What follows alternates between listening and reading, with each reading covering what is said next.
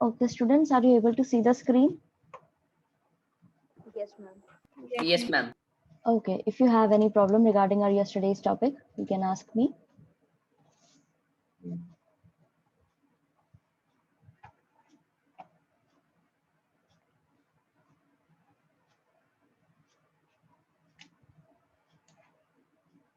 कल के पढ़ाई टॉपिक में अगर किसी को कोई दिक्कत आई है तो आप लोग अभी पूछ सकते हैं. No, ma'am. No, ma'am. Okay. So we have to continue with this topic. How participants saw the movement. Another important feature of the civil disobedience movement was the large-scale participation of women. अब जैसा कि हमने कल पढ़ा था कि काफी सारे अलग-अलग लोग थे, अलग-अलग जगह के लोग थे जो इसके अंदर पार्टिसिपेट कर रहे थे.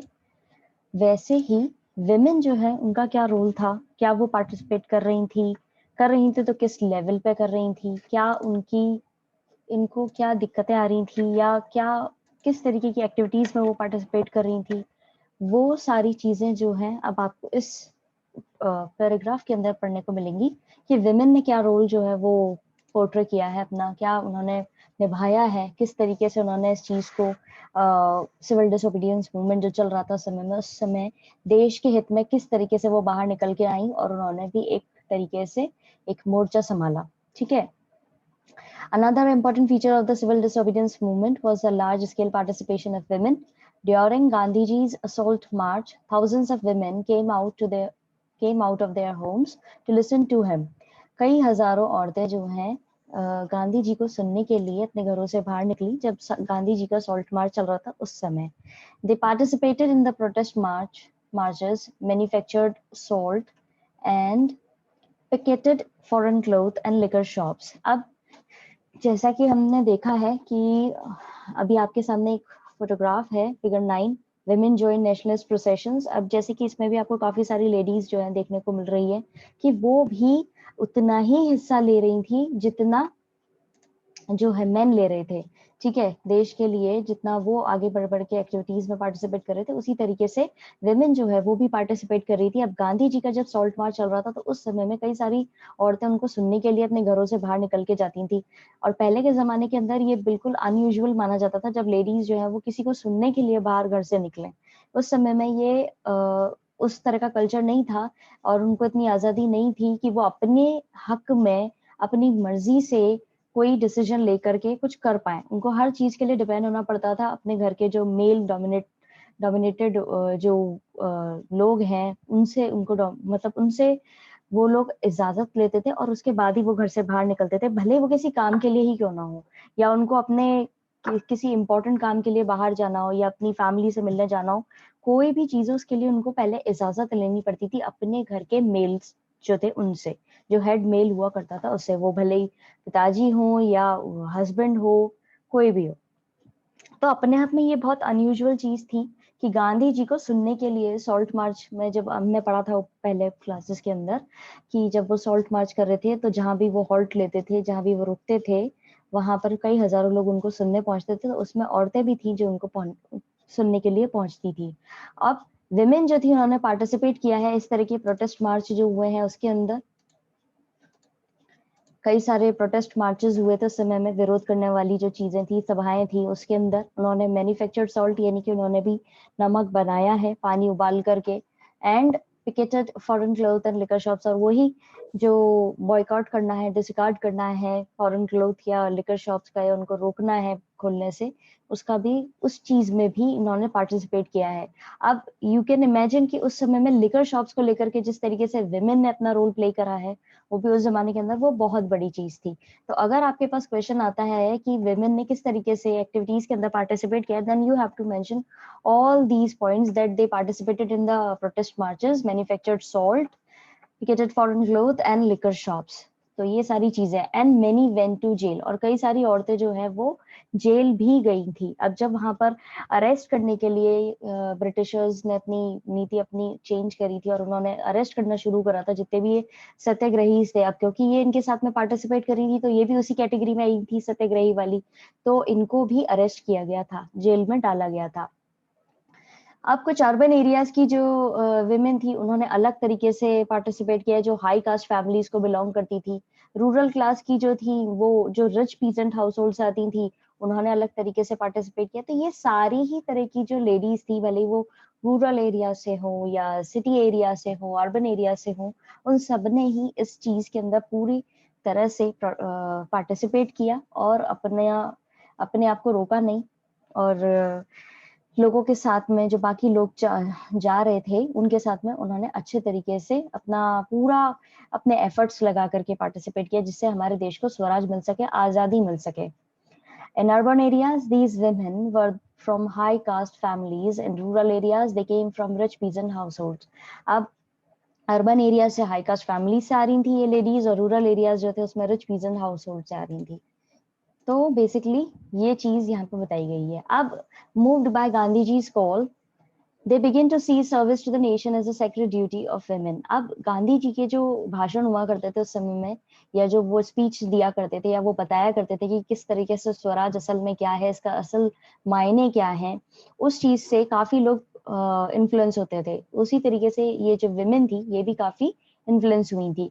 तो इनको लगने लगा था कि ये हमारा कर्तव्य है कि हमें हमारे देश के लिए इस पवित्र चीज को करना ही होगा। मतलब एक सेक्रेट ड्यूटी की तरह देखने लगी थी विमेन की। If we didn't participated in this salt march or the protest marches, then we will not be able to do that sacred duty on our behalf। ठीक है, तो इनको ये सर्विस देनी थी, इनको ये रियलाइज हुआ था।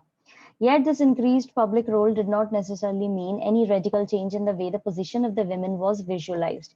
Here comes the important line कि यहाँ पर इन्होंने ये भले ही इतनी मेहनत करी, इन्होंने पब्लिक रोल ऐसे पब्लिक में उतर के पब्लिकली इन्होंने सब लोगों के साथ में अपना प्रोटेस्ट के अंदर योगदान देते हुए, एफर्ट्स लगाते हुए सारी चीजें करी, फिर भी विमेन की जो पोजीशन थी उसमें कोई ज्यादा बदलाव नहीं आए, कोई रेडिकल चेंजेस नहीं आए।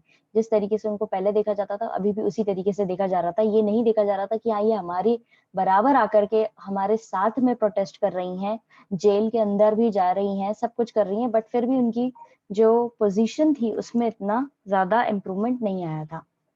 Gandhi ji was convinced that it was the duty of the women to look after home and hearth, be good mothers and good wives। अब गांधी जी खुद जो है इस चीज को लेकर के कन्विंस थे कि भाई विमेन जो है उनकी ड्यूटी क्या है, बेसिकली कि वो घर पे रहे, ठीक है, घर का ध्यान दे, हर्थ यानी एज इन की जो फायर प्लेस यानी चूल्हा चौका जो होता है उस पर ध्यान दे, अच्छी मदर्स बने और अच्छी वाइफ्स बने। ये गांधी जी के खुद के वो थे। वो ये नहीं देख रहे थे कि हाँ ये लोग काफी अच्छे तरीके से पार्टिसिपेट कर रहे हैं और जो विमेन है वो सारी पार्टिसिपेट कर रही हैं, अच्छे लेवल पे काम कर रही हैं, स्टिल इनकी जो हमने भी ऊपर पढ़ा था कि इनकी स्टैंडर्ड में या इनको जिस तरीके से देखा जाता था उसमें कोई बदलाव नहीं आया था। उसका खुद एक नीचे ये काफी इंपॉर्टेंट लाइन है कि गांधी जी खुद ये सोचते थे कि इनकी जगह घर में है।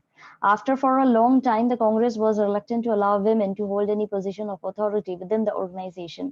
बहुत समय लगा है कांग्रेस के अंदर भी लोगों को ये समझाने में और समझने में कि हाँ विमेन जो है उनको भी एक पोजीशन देनी चाहिए, पोजीशन ऑफ अथॉरिटी, यानी कि एज इन उनको भी अधिकार देना चाहिए इस ऑर्गेनाइजेशन जो है इनकी कांग्रेस उसके अंदर। काफी समय बाद ये चीज निकल के आई है।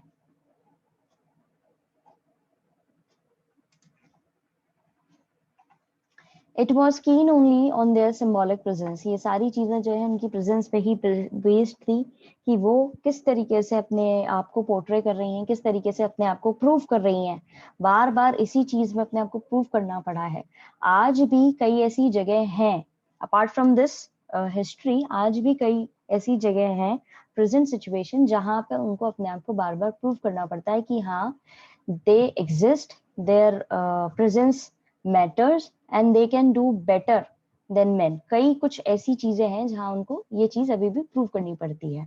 ठीक है, तो उस जमाने में भी ये चीज बहुत ज्यादा देखी जा रही थी। It was kind of taboo कि ये बाहर निकल के आ रही हैं और पार्टिसिपेट कर रही हैं। और जब खुद लीडर ही जो है वो इस तरीके से कन्विंस्ड हो कि नहीं ड्यूटी जो है विमेन की वो सिर्फ घर तक ही है और घर का चूल्हा चौका जो है वो ही करे और अच्छी मदर्स बने और अच्छी विमेन बने, तो वो अपने आप में बहुत ज्यादा डिफिकल्ट हो जाती है सिचुएशन। समझ में आया इस पैराग्राफ के अंदर? किसी को कोई दिक्कत कभी आप पूछ सकते हैं।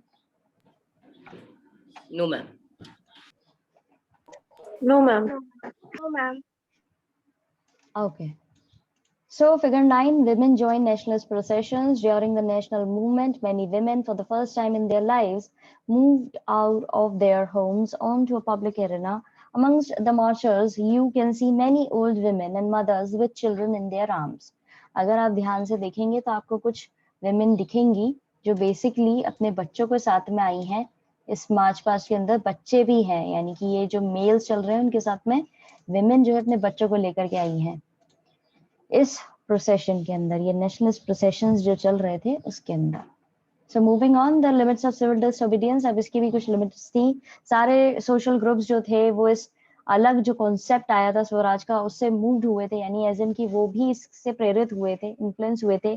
उन्हीं में से एक ऐसा ग्रुप था जो जिसमें इसी देश के अंदर एक ऐसा ग्रुप भी था जिनको बोला जाता था अनटचेबल्स। ठीक है, जो 1930s का टाइम था उस समय में उनको दलित की तरह जाना जाने लगा या ऑप्रेस्ड की तरह जानते थे लोग बाग।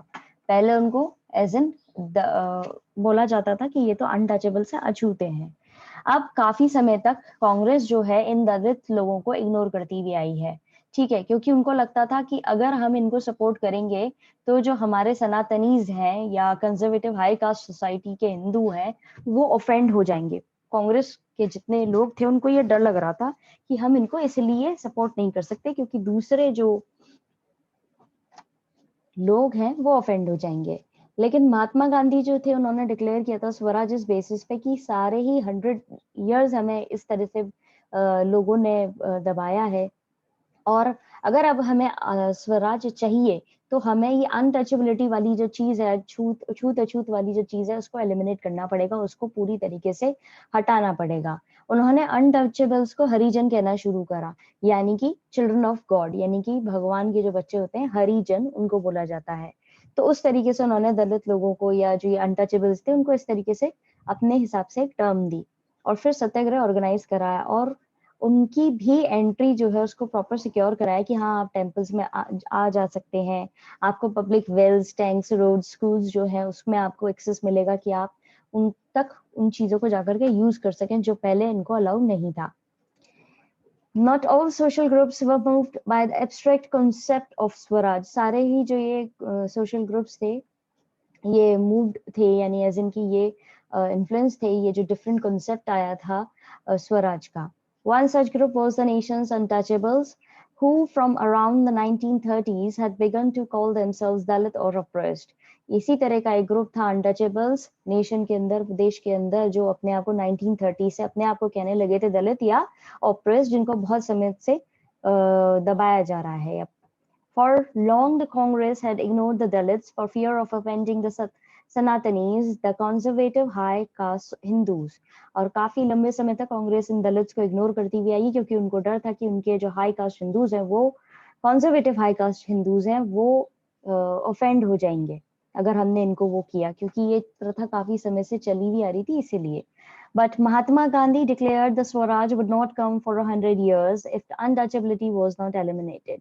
लेकिन महात्मा गांधी जी का मानना ये था कि अगर स्वराज हमें चाहिए तो ये हमें हमारे बीच में से अनटचेबिलिटी वाली चीज हटानी पड़ेगी और एकता में, यूनिटी के साथ में आकर के सारे काम करने पड़ेंगे, तभी कुछ पॉसिबल हो पाएगा। He called the untouchables Harijan or the children of God, organized satyagraha to secure them entry into temples and access to public wells and tanks and roads and school. अब उनको सत्याग्रह जब ये स्टार्ट किया तो उनको allow किया गया और साथ साथ उनको ये भी हक दिलाए गए कि आप मंदिरों में भी आ जा सकते हैं, जो पब्लिक वेल, टैंक, रोड्स और स्कूल्स हैं उनका भी आप इस्तेमाल कर सकते हैं। ये सारी चीजें करवाई गई। अभी तक किसी को कोई दिक्कत आई है किसी लाइन में तो आप लोग पूछ सकते हैं। No, ma'am. No, ma'am. Okay फिर उसके बाद में ये प्रूव करने के लिए कि भाई ये हमसे अलग नहीं है और इनको हमारी तरह ही आपको ट्रीट करना है, एज इन ये ह्यूमन है। उस समय में बहुत खराब व्यवहार किया जाता था इन लोगों के साथ में। जो हाई कास्ट हिंदूज थे और स्पेशली जो ब्राह्मण्स थे वो बहुत बुरा व्यवहार करते थे इन लोगों के साथ और काफी समय तक करते हुए आए थे। तो उस चीज को एकदम से हटाना अपने आप में बहुत बड़ा टास्क था और ये अपने आप में बहुत एक हिस्ट्री के अंदर ये गलत वो चीज हुई है कि आप ह्यूमन होकर के दूसरे ह्यूमन के साथ में इतना इनह्यूमन बिहेवियर कर रहे हो, एज इन कि आप खुद इंसान हो, दूसरे इंसान के साथ में बिल्कुल भी इंसानियत वाला बिहेवियर नहीं कर रहे हो। आप उनको बहुत गलत उनके साथ में व्यवहार कर रहे हो, उनको पब्लिक वेल्स और ये सब चीजों का एक्सेस नहीं दे रहे हो, मंदिर में नहीं आने जाने दे रहे हो। है तो वो ह्यूमन ही, अब काम सबके अलग अलग होते हैं, दैट डजंट मीन कि आप उनको इस तरीके से ट्रीट करो। तो बहुत गलत तरीके से उनको ट्रीट करते हुए आए थे ये हाई कास्ट हिंदूज जो थे।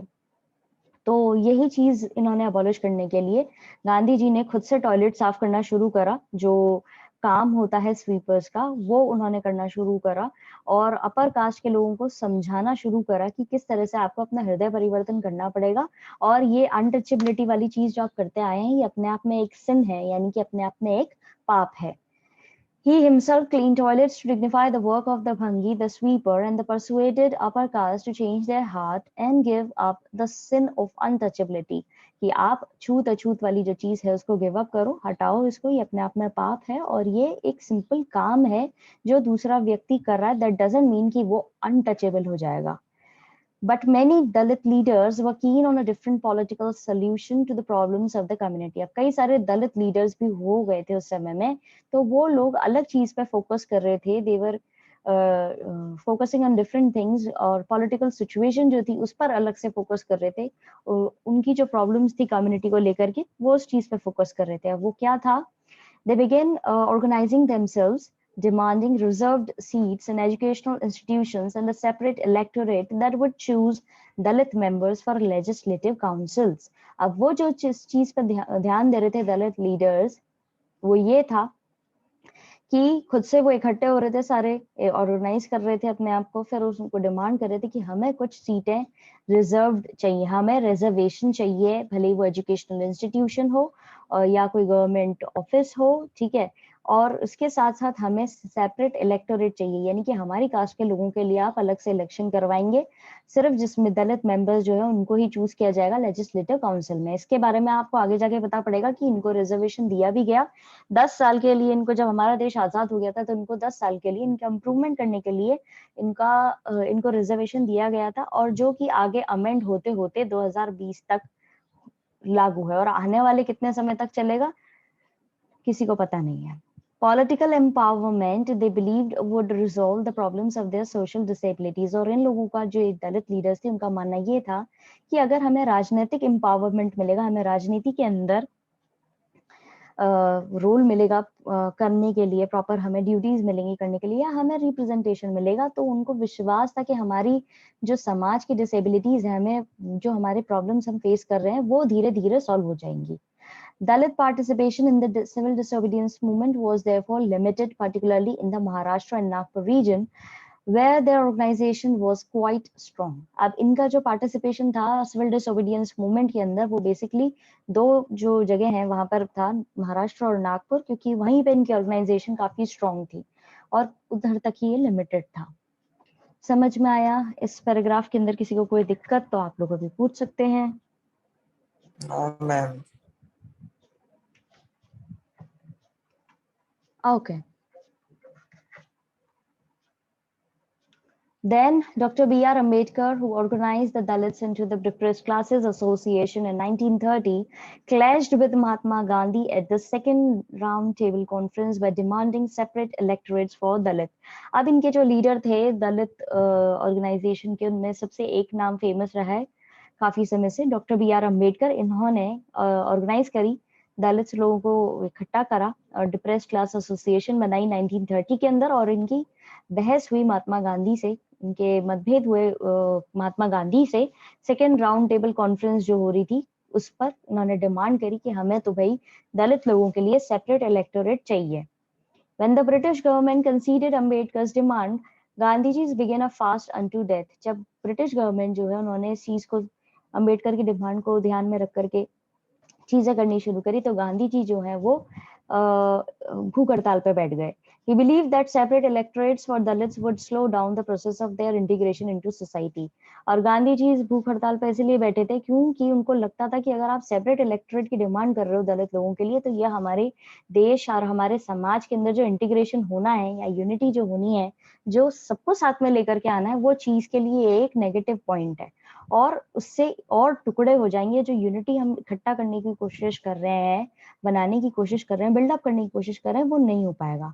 Ambedkar ultimately accepted Gandhiji's position and the result was the Pune Pact of September 1932। और अम्बेडकर जो है वो धीरे तो नहीं, अल्टीमेटली वो एक्सेप्ट कर लेते हैं गांधी जी की पोजीशन को, ठीक है, और उनकी बात मान जाते हैं। और उसके बाद पूना पैक्ट जो है सितंबर 1930 के अंदर वो होता है। It gave the depressed classes later to be known as the scheduled caste reserved seats in the provincial and the central legislative council, but they were to be voted in the general electorate।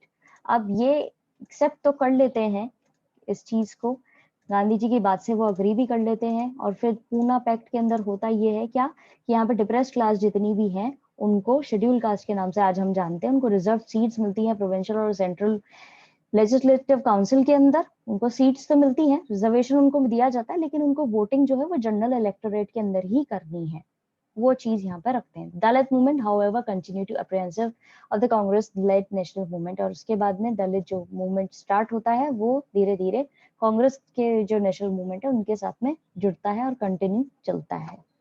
समझ में आया? किसी को कोई दिक्कत? No ma'am. No, ma'am. Okay तो इसके अंदर आपने देखा कि किस तरीके से अलग अलग चीजों को लेकर के यहाँ पे मेंशन किया गया है। पहले तो विमेन के बारे में आया कि विमेन ने अपना रोल प्ले किया है प्रॉपरली, उन्होंने पार्टिसिपेट किया है, उसके बावजूद जो है चीजें इनके फेवर में नहीं आई, उनका जो स्टैंडर्ड था वो इतना इंक्रीज नहीं हुआ। साथ ही साथ फिर जो ये दलित लोग थे उनको रिजर्वेशन के लिए कितना ज्यादा वो करना पड़ा, उनके साथ में जो अनटचेबिलिटी वाली चीज थी उसको किस तरीके से गांधी जी ने पोर्ट्रे किया और समझाने की कोशिश करी लोगों को कि ये सही नहीं है। अब कुछ इंपॉर्टेंट डेट्स हैं। 1918 to 19 distressed UP peasants organized by Baba Ramchandra। April 1919 Gandhian हड़ताल against Rowlatt Act, Jallianwala Bagh massacre। January 1921 non-cooperation Khilafat movement launched। February 1922 Chauri Chora Gandhi ji withdraws non-cooperation movement। May 1924 Alluri Sitarama Raju arrested, ending a 2-year armed tribal struggle। December 1929 Lahore Congress adopts a demand for Purna Swaraj। 1930 Ambedkar establishes Depressed Classes Association। March 1930 Gandhiji begins civil disobedience movement by breaking salt law at Dandi। March 1931 Gandhiji ends civil disobedience movement। December 1931 second round table conference। 1932 civil disobedience relaunch। तो आपकी सारी important date जो है वो sequence में यहाँ पर दे रखी है, प्रॉपर ऑर्डर में दे रखी है, तो आपको ये सब याद होनी चाहिए। ठीक है, क्लियर है? Yes ma'am.